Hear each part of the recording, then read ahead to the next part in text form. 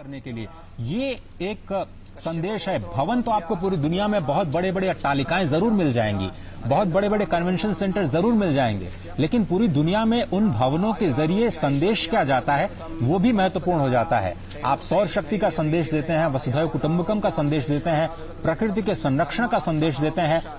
साथ ही साथ अपने भारत को अत्याधुनिक तकनीक के साथ पूरी दुनिया के साथ जोड़ने का भी प्रबंध करते हैं और पूरे दुनिया को निवेश के लिए आकर्षित करते हैं। ये जो सम्मिश्रण है परंपरा का, पूरी दुनिया को शांति और सद्भाव का संदेश देने का, प्रकृति के संरक्षण का, वो संदेश इन कार्यक्रमों के जरिए सिंबॉलिक रूप से ही सही बल्कि पूरी दुनिया में स्पष्ट रूप से जाता हुआ दिखाई देता है। ऐसे दृश्य आपको दुनिया में और कहीं नहीं दिखेंगे। आपको भवन जरूर दिख जाएंगे, अट्टालिकाएं जरूर दिख जाएंगी, बड़े बड़े सेंटर्स, कन्वेंशन सेंटर्स, बड़ी बड़ी क्षमता वाले मशीनरी और इंडस्ट्री 4.0 की क्षमता वाले बड़े अत्याधुनिक तकनीक के साथ में मशीनरी या फिर फैक्ट्री जरूर दिख जाएंगी, लेकिन इस तरह का संदेश आपको दिखाई नहीं देगा जहां पर सभी के कल्याण की भावना और प्रकृति के संरक्षण की भावना उसमें समाहित हो।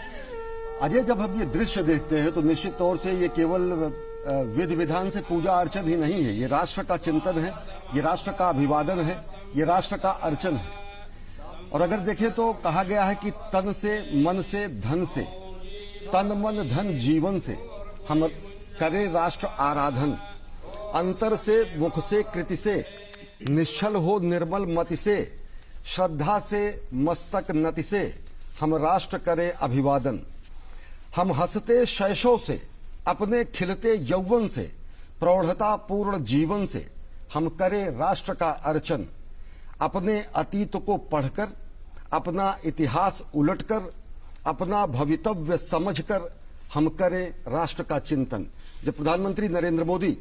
कहीं न कहीं राष्ट्र निर्माण की बात करते हैं तो उसमें राष्ट्र चिंतन समाहित होता है, राष्ट्र का पूजन समाहित होता है, राष्ट्र का अभिवादन समाहित होता है, राष्ट्र का अर्चन समाहित होता है। और वही चिंतन, मनन, पूजन, अभिवादन, अर्चन और राष्ट्र निर्माण की परंपरा को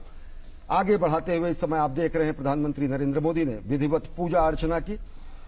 पत्र फल और पुष्प जल से भावना ले हृदय तल से, प्राण के पल पल विपल से आज आराधन करें।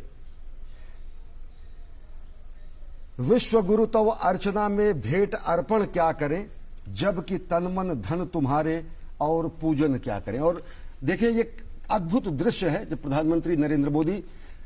श्रमेव जयते कि हमारी परंपरा का उद्घोष करते हैं। सत्यमेव जयते अगर भारतीय परंपरा का महत्वपूर्ण केंद्र बिंदु है तो महत्वपूर्ण केंद्र बिंदु यह भी है जब अभिवादन करते हैं प्रधानमंत्री नरेंद्र मोदी श्रमजीवियों का, श्रम साधकों का। ये कर्मयोगी का सम्मान है राष्ट्र की तरफ से हमारे श्रमयोगियों का, हमारे श्रमजीवियों का, हमारे श्रम साधकों का। और ऐसे अनेक उदाहरण हमने देखे, हमने उदाहरण देखे हैं जब प्रधानमंत्री नरेंद्र मोदी ने श्रम की शक्ति को नमन किया है और ये नमन समूचे राष्ट्र का होता है। अजय, बिल्कुल मुझे याद आता है वो दृश्य जहां पर आप भी मौजूद थे कुंभ के अवसर पर 2019 में, जब उन्होंने पांव पखारे थे उन श्रमजीवियों के जिन्होंने कुंभ में अपनी महत्वपूर्ण भूमिका अदा की थी, उन सफाई कर्मियों के पांव पखारे थे। उसके बाद नए संसद भवन के निर्माण के बाद जब वो श्रमजीवियों से मिले, वो भी तस्वीरें स्पष्ट रूप से अभी ताजा तरीन है। आपको याद होगा जब काशी कॉरिडोर का निर्माण हुआ था तो किस तरह से उन्होंने अपनी कुर्सी हटा करके जितने श्रमजीवी थे उनके ऊपर पुष्प वर्षा के साथ में उन्होंने अपनी तस्वीरें खिंचाई थी। और कुछ इसी तरह की एक बार फिर से दृश्य और वानगी हमें स्पष्ट तौर पर प्रगति मैदान के इस परिसर से सीधे तौर पर स्पष्ट नजर आ रही हैं, जहां पर एक बार फिर से उन श्रमजीवियों को सम्मान के तौर पर वो उनसे उनका हालचाल जानते हैं, उनके अनुभव को साझा करते हुए नजर आते हैं और एक कनेक्ट दिखाई देता है।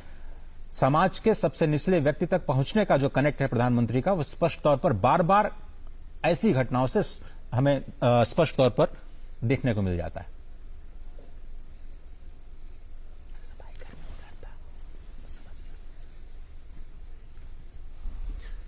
ये श्रम का सम्मान है, ये श्रमजीवियों का सम्मान है, ये श्रम और निष्ठा का सम्मान है, ये कर्मयोगी द्वारा श्रमयोगियों को किया जा रहा अभिवादन है, ये समूचे राष्ट्र का कृतज्ञता ज्ञापन है जो हमारे अट्टालिकाओं को, हमारे प्रासादों को, हमारे भविष्य के सपनों को, हमारे बड़े बड़े डैम को, हमारे आईटीपीओ कॉम्प्लेक्स को, हमारे इंटरनेशनल कन्वेंशन सेंटर को बनाते हैं। ये हमारे ऐसे श्रम साधक हैं जो अपने पसीने से, अपने जीवन के प्रत्येक कर्म से इस राष्ट्र के निर्माण की एक एक ईंट को और ज्यादा सुसज्जित करते हैं और ज्यादा मजबूत करते हैं। निश्चित तौर से आज ये कहा गया है कि उद्यमेन ही सिद्धंति कार्याणि न मनोरथे न ही सुप्तस्य सिंहस्य प्रविशन्ति मुखे मृगाः।